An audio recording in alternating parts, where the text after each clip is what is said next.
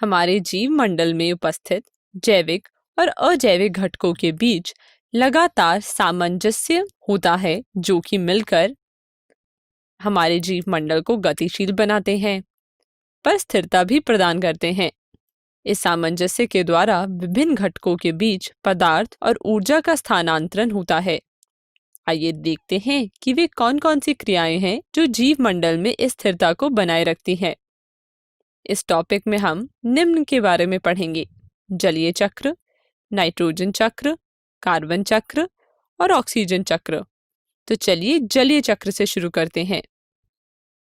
हम जानते हैं जल हमारे जीव मंडल का एक बहुत ही महत्वपूर्ण घटक है।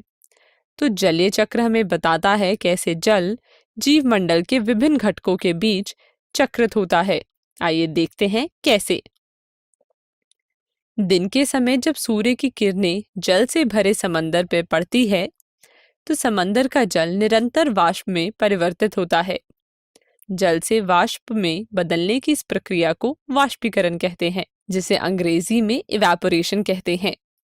हम छोटी कक्षा में पढ़ चुके हैं कि पौधों की वृद्धि के लिए जल की आवश्यकता होती है। सोचिए किस लिए?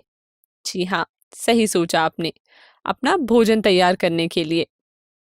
तो इस प्रकार पौधे जल की कुछ मात्रा का उपयोग अपना भोजन बनाने में करते हैं और शेष भाग का अपनी सतह से वाष्पोत्सर्जन प्रक्रिया, जिसे इंग्लिश में ट्रांसपिरेशन कहते हैं, के द्वारा वाष्प बनाकर वायु में मुक्त कर देते हैं। अब जैसे जैसे इनसे निकलकर जल वाष्प वायु में ऊपर उठता है, ये ठंडा होने लगता है और छोटी छोटी बूंदों का निर्माण करता है। वाष्प से बूंद बनाने की प्रक्रिया को संघनन कहते हैं।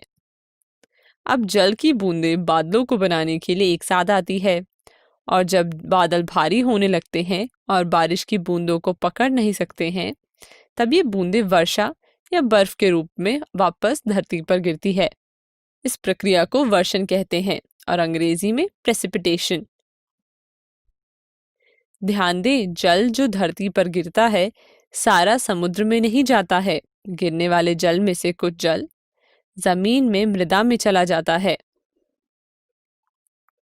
और कुछ जल भूमिगत जल के रूप में हमारे लिए उपलब्ध होता है। तो ये पूरी प्रक्रिया जिसके द्वारा जल वाष्प में बनता है, वर्षा के रूप में धरती की सतह पर गिरता है और फिर समंदरों में पहुंच जाता है, जलीय चक्र कहलाता है और अंग्रेजी में से वाटर साइकिल कहते हैं।